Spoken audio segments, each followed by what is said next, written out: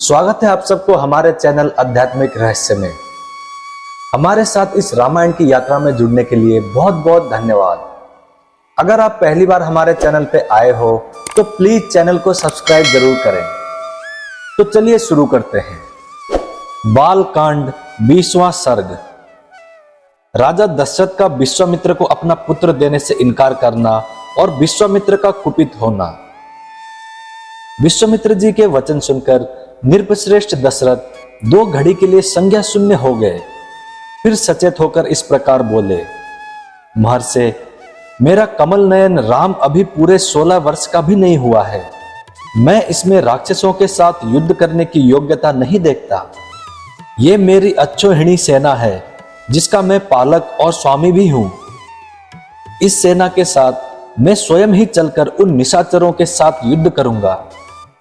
ये मेरे सूरवीर सैनिक जो अस्त्र विद्या में कुशल और पराक्रमी हैं, राक्षसों के साथ जूझने की योग्यता रखते हैं। अतः इन्हें ही ले जाइए। राम को ले जाना उचित नहीं होगा। मैं स्वयं ही हाथ में धनुष ले युद्ध के मुहाने पर रहकर आपके यज्ञ की रक्षा करूंगा और जब तक इस शरीर में प्राण रहेंगे तब तक निशाचरों के साथ लड़ता रहूंगा। मेरे द्वारा सुरक्षित होकर आपका नियम अनुष्ठान बिना किसी विघ्न बाधा के पूर्ण होगा। अतः मैं ही वहां आपके साथ चलूंगा। आप राम को न ले जाइए। मेरा राम अभी बालक है। इसने अभी तक युद्ध की विद्या ही नहीं सीखी है। ये दूसरे के बलाबल को नहीं जानता है। न तो ये अस्त्र बल से संपन्न है और न युद्ध की कला में निपुण है। अतः ये राक्षसों से युद्ध करने योग्य नहीं है, क्योंकि राक्षस माया से छल कपट से युद्ध करते हैं। इसके सिवा राम से वियोग हो जाने पर मैं 2 घड़ी भी जीवित नहीं रह सकता। मुनिश्रेष्ठ, इसीलिए आप मेरे राम को न ले जाइए। अथवा ब्राह्मण, यदि आपकी इच्छा राम को ही ले जाने की है तो चतुरंगिनी सेना के साथ मैं भी चलता हूं। मेरे साथ इसे ले चलिए। कुशिक नंदन, मेरी अवस्था 60,000 वर्ष की हो गई। इस बुढ़ापे में बड़ी कठिनाई से मुझे पुत्र की प्राप्त हुई है।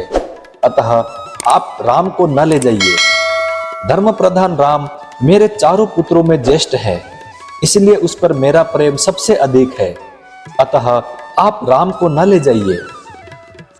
वे राक्षस कैसे पराक्रमी हैं, किसके पुत्र हैं और कौन है, उनका डील डोल कैसा है, मुनीश्वर, उनकी रक्षा कौन करते हैं, राम उन राक्षसों का सामना कैसे कर सकता है। ब्राह्मण, मेरे सैनिकों को या स्वयं मुझे ही उन मायायोधी राक्षसों का प्रतिकार कैसे करना चाहिए।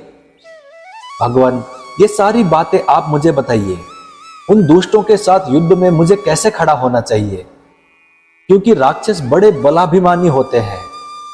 राजा दशरथ की इस बात को सुनकर विश्वामित्र जी बोले, महाराज, रावण नाम से प्रसिद्ध एक राक्षस है जो महर्षि पुलस्त्य के कुल में उत्पन्न हुआ है।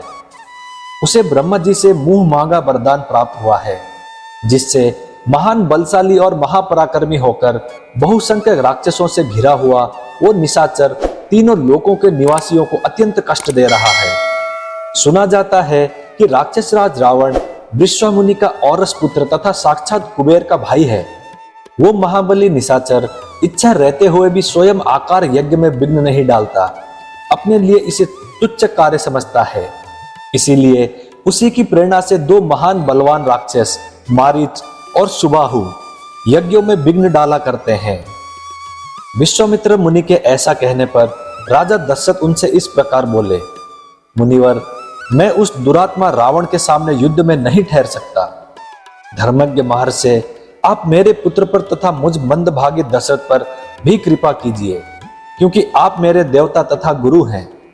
युद्ध में रावण का वेग तो देवता, दानव, गंधर्व, यक्ष, गरुड़ और नाग भी नहीं सह सकते, फिर मनुष्यों की तो बात ही क्या है। मुनिश्रेष्ठ, रावण समरंगण में बलवानों के बल का अपहरण कर लेता है। अतः मैं अपनी सेना और पुत्रों के साथ रहकर भी उससे तथा उसके सैनिकों से युद्ध करने में असमर्थ हूं। ब्राह्मण, ये मेरा देवोपम पुत्र युद्ध की कला से सर्वथा अनभिज्ञ है। इसकी अवस्था भी अभी बहुत थोड़ी है, इसीलिए मैं इसे किसी तरह नहीं दूंगा। मारीच और सुबाहु सुप्रसिद्ध दैत्य सुंद और उपसुंद के पुत्र हैं। वे दोनों युद्ध में यमराज के समान हैं। यदि वही आपके यज्ञ में विघ्न डालने वाले हैं तो मैं उनका सामना करने के लिए अपने पुत्र को नहीं दूंगा, क्योंकि वे दोनों प्रबल पराक्रमी और युद्ध विषयक उत्तम शिक्षा से संपन्न हैं। मैं उन दोनों में से किसी एक के साथ युद्ध करने के लिए अपने सुहृदों के साथ चलूंगा, अन्यथा यदि आप मुझे न ले जाना चाहें तो मैं भाई बंधुओं सहित आपसे अनुनय विनय करूंगा कि आप राम को छोड़ दें। राजा दशरथ के ऐसे वचन सुनकर विप्रवर कुशिक नंदन विश्वामित्र के मन में महान क्रोध का आवेश हो आया। जैसे यज्ञशाला में अग्नि को भली भांति आहुति देकर घी की धारा से अभिषिक्त कर दिया जाए और वो प्रज्वलित हो उठे, उसी तरह अग्नितुल्य तेजस्वी महर्षि विश्वामित्र भी क्रोध से जल उठे। इस प्रकार श्री वाल्मीकि निर्मित आर्ष रामायण आदि काव्य के बाल कांड में 20वां सर्ग पूरा हुआ। मैं उम्मीद करता हूं श्री राम जी आपकी सारी मनोकामनाएं पूरी करें। जय श्री राम, जय हनुमान। अब मिलते हैं अगली वीडियो में।